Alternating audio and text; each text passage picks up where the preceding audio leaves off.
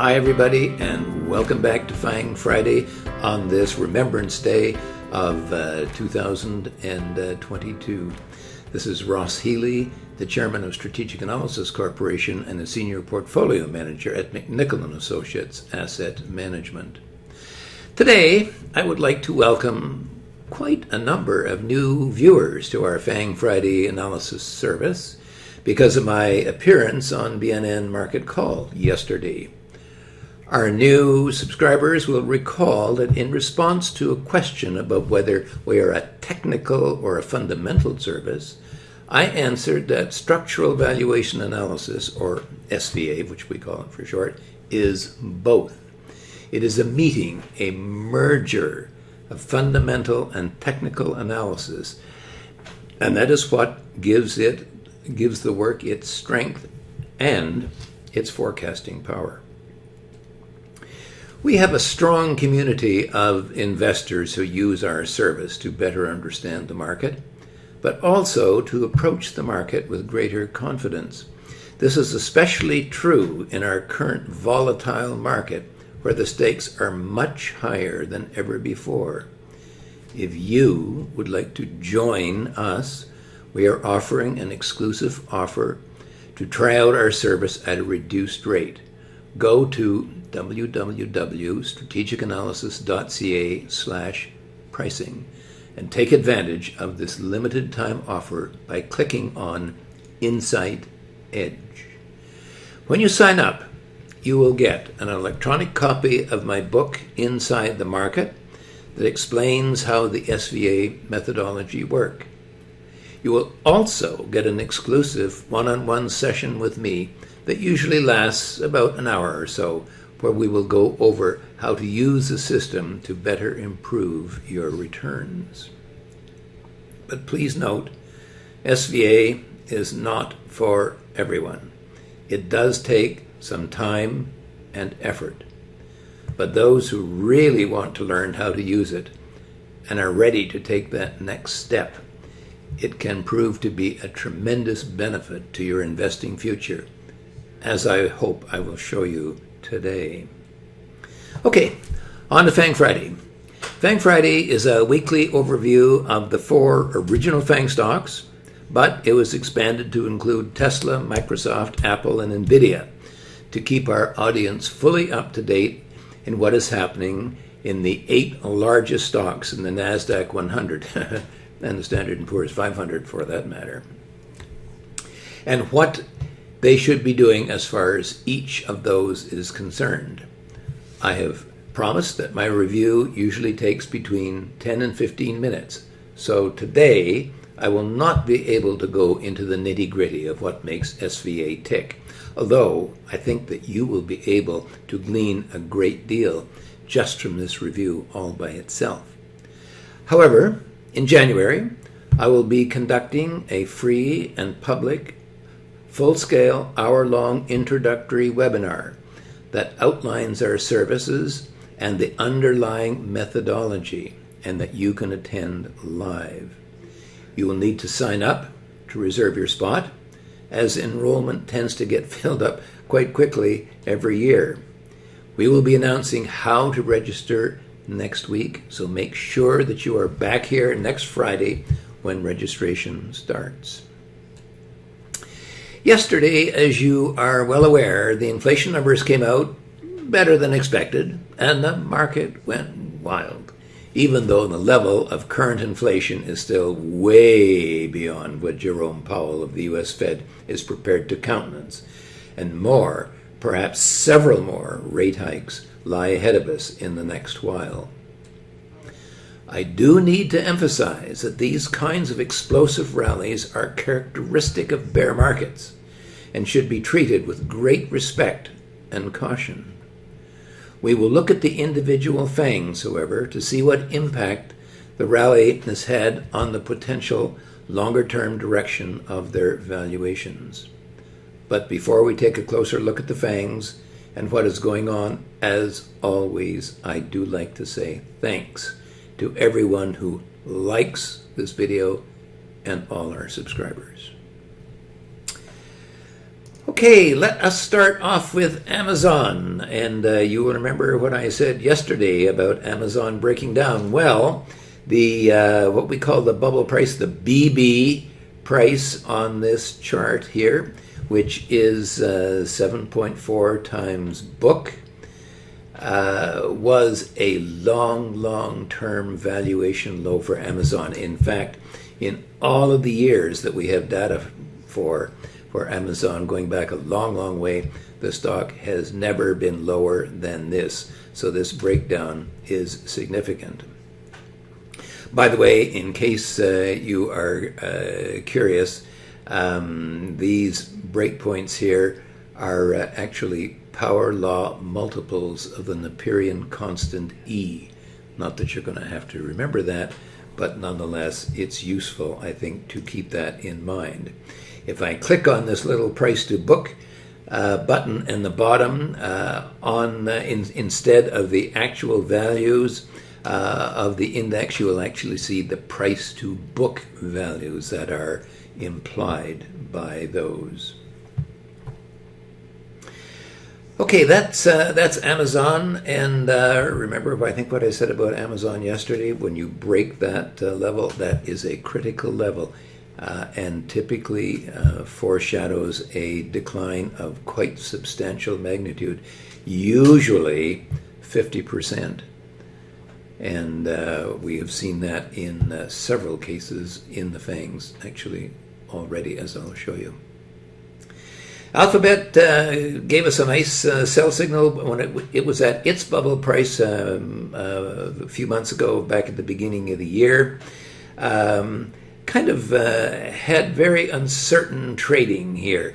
When you see trading going back and forth across one of those individual lines, what it says is the market is very unsure, but in my long experience, it typically presages lower prices, and that's exactly what happened with Alphabet, and it is indeed heading lower. How much lower? Well, let me show you the very long-term chart of Alphabet, and you can see that going back to 2010 actually, that Amazon had what I would call a kind of a fulcrum value at its super growth price. That's 3.5 times book value. And I think that the stock is very clearly heading there. Microsoft gave us a beautiful sell signal right at its HB3. That is 16 times book value at the beginning of the year, and has been kind of bouncing down ever since. It broke down, went back up to test the HB2, which is that's 12 times book value. That was 16 up there. 12 times book value, failed there, and I think is heading down to its bubble price, which is 7.4 times book. Tesla, look at Tesla. It's a kind of a neat little chart, isn't it? Tesla's been sort of coming down in steps this year, hasn't it? Step number one be HB4 and the HB5, which is 24 and 33 times book value. Then the second step down, it's HB3 and it's HB4. That's 16 and 20 times, and now we're having another step down to its HB2. Well, what's the matter with this chart? Well, here's the matter with this chart. The dotted line is the intrinsic value, the fair market value of the stock, and it is steadily pulling the valuation of Tesla down. Tesla is by far and away from being anything that resembles an investment quality kind of stock right now. Apple is not exactly a conundrum, but Apple is one of those stocks that have been buying back their shares steadily over the years, and you can see that when you look at the slope of the lines here. The slope of the lines is the slope of the book value. Now it's a multiple of book value, but it's a slope of the book value, and it's been heading steadily down. Now you see a little upturn here. Well, that's on account of the fact that we do not project the potential buyback. We only will put it in when we see it. But if we assume that the company has continued to buy back shares, then it would look very much to me as if the stock may have really kind of hit its HB6 price. That's 33 times book value, and is bouncing from there. Not a stock that I like a lot, but I cannot argue with the success of the company in buying back shares and holding up its valuation. So I do not have a sell on the stock. Meta, well, first of all, let's go back and see why I had a sell on the stock in September of 2021. Every time that Meta hit its bubble price, that's again 7.4 times book, you see back here, and then again back here in 2020, and then again in 2021, every time the stock has failed to go through and has set back. Now, the previous time that it did that, it only fell one breakpoint and then rallied. But this time, when the stock was falling down towards its mid-super growth price, that's 5.5 times book value, we didn't have to make a decision as to what to do at the MSG price, because there was a big gap when its poor earnings actually knocked the stock right down through. So it obviated the necessity of making a decision on the stock. Now, things have gone from bad to worse, as you can see by the trend of the fair market value. In fact, at the end, you can see it's actually even accelerated on the downside. And the stock has fallen all the way from its bubble price, 7.4 times book, down to its growth price, which is 2 times book value. One of our significant breakpoint values. Okay, now we're going to have to see if the stock can hold here, and I suspect much depends on what Zuckerberg decides to do about his metaverse investment.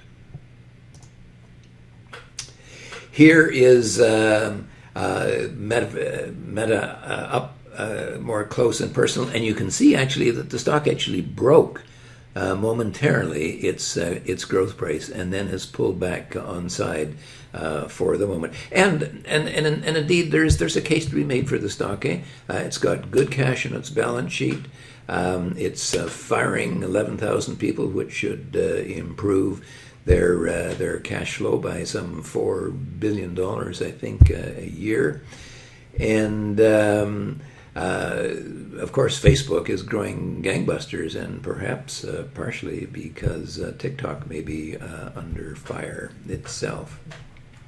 So, lots to say that there's good value here, but the overhang of that metaverse investment, I think, is going to be the question at hand for investors here. Netflix, same thing. We had a nice sell here when the HB3 price could not hold. Again, look at what happened here when we got to the HB2 price, which is 12 times book value. Had a lousy earnings number, and wham, the stock just never gave us a chance to buy at the HB2. It just plunged right through. And of course, a quarter later, we could see the same thing happen, and my advice to our clients is, for goodness sakes, do not be anywhere near this stock. And indeed, it had a major plunge. Now, it broke its bubble price, okay? And where did it go? It dropped, as I said, a full 50% to its super growth price, which is what I expect is going to happen to Amazon. Now, it didn't quite get there, because Netflix had been there twice before in its long history, and every time it had been down there, the stock held. And I think investors aren't stupid, and they went back and they investigated those previous lows and said, "Oh, at 3.5 times book value, it looks like a good time to buy the stock. So they bought in advance. Now, I often expect that when a stock breaks its bubble price and goes down to its super growth, I often expect that it will rebound to its bubble price before finishing off going wherever it's going to go. However, the stock actually was going very nicely along its way, and I had a buyout on the stock. Got up to its mid super growth of 5.5 times book value. Looked like everything was going, but it has subsequently failed. And one of the reasons that it's failed, of course, is because the Disney numbers came out, and the Disney numbers were very, very poor. Now, you will remember yesterday on BNN, I talked a bit about Disney, and I said, look, there were 3 phases of growth of this company. And with each phase, the growth rate slowed down. And with each phase, therefore, the price to book ratio, the valuation, as I call it, fell as well. So the early stages here, look at how fast the balance sheet was growing. And the stock was up at its super growth price plus. Well, it slowed down quite a bit. Now, initially you can see here that the valuation kind of held up. In other words, the market was sort of thinking, well, maybe things have slowed down now, but they're going to catch up, so don't worry about it. So they pushed the valuation up. Didn't happen, and as you can see from the growth rate of the balance sheet, the growth rate slowed quite substantially, and with it, so did the valuation and price to book terms. Now, here was Disney getting into the streaming business, and it was doing, I think, quite well, actually. But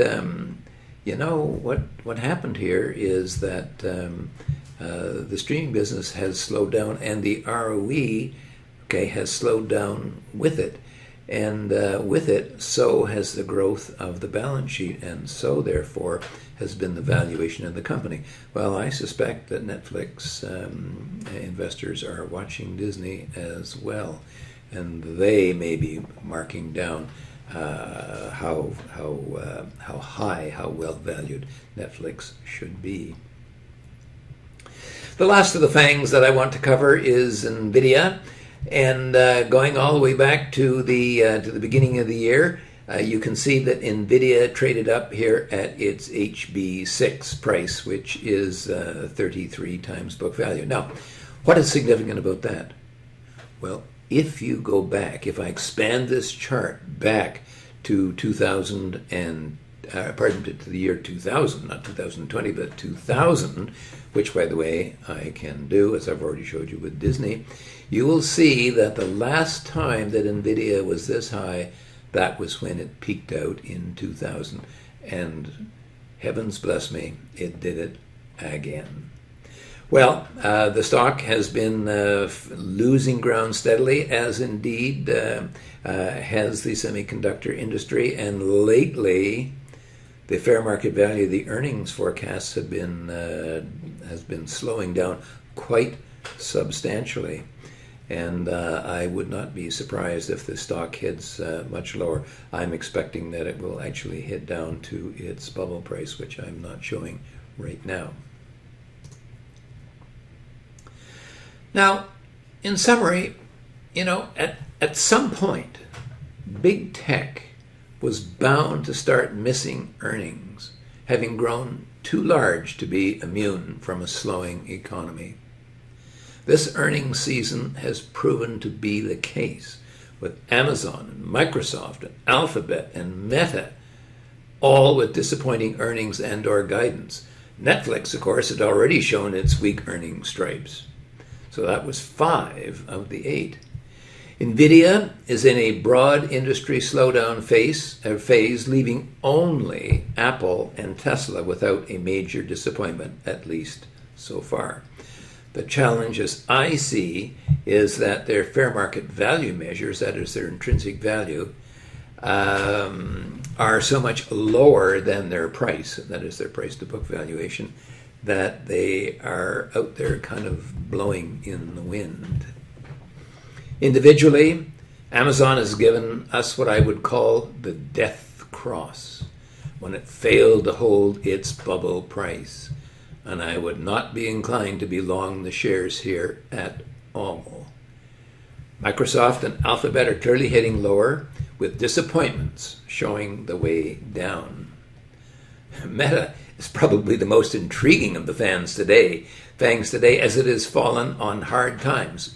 But on the positive side, it's one of only two fangs with positive intrinsic potential as we measure it, albeit that the fair market value measure is now heading sharply lower.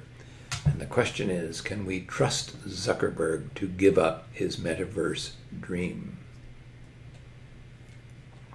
I had hopes for Netflix after it fell to its very long-term valuation low at super growth price, 3.5 times book. Had a beautiful rebound. I thought, hoped, probably would be the better word, that it could go all the way to its bubble price, as many failed hyper-growth stocks do as they become merely growth stocks. But even this looks optimistic now. Disney may be leading the way down and dirty. As far as Alphabet is concerned, I expect the super growth price, 3.5 times book, is where the shares are going, and I would be very surprised if there were not a decent rally at that point. And this brings up a very important issue about the SVA service. If you want to know how our clients use SVA, Alphabet is an excellent example. When you know where a rebound, or for that matter, a peak, as I showed you in several cases, is likely to occur, you can be ready to take action rather than finding out 4 days later that you missed a nice rebound or an incurred an unnecessary loss from a key valuation. Apple seems to be everybody's favorite stock, and their share buyback program is keeping the share stock valuation higher than it merits. I don't care for the stock at all at these extreme levels, but I do not fight City Hall. Nvidia and Microsoft have checked back up towards their key breakpoints after breaking down below them, but as I said, I would not reverse my sells on both stocks, certainly for now. Tesla is trying to hang in there above its HB2 price, which is 12 times book. But I'm not seeing much conviction these days. It's more of a kind of step down. If you'd like to remain positive here and buy the shares at their HB2, that's 12 times book, be my guest. And you may prove to be right, at least for a while. I was particularly keen to see the new Apple balance sheet, and they have indeed continued to buy back stock. The ROE continues to rise, return on equity, because of the falling balance sheet, keeping the stock valuation in price to book terms rising as well. Although price itself seems to be another issue.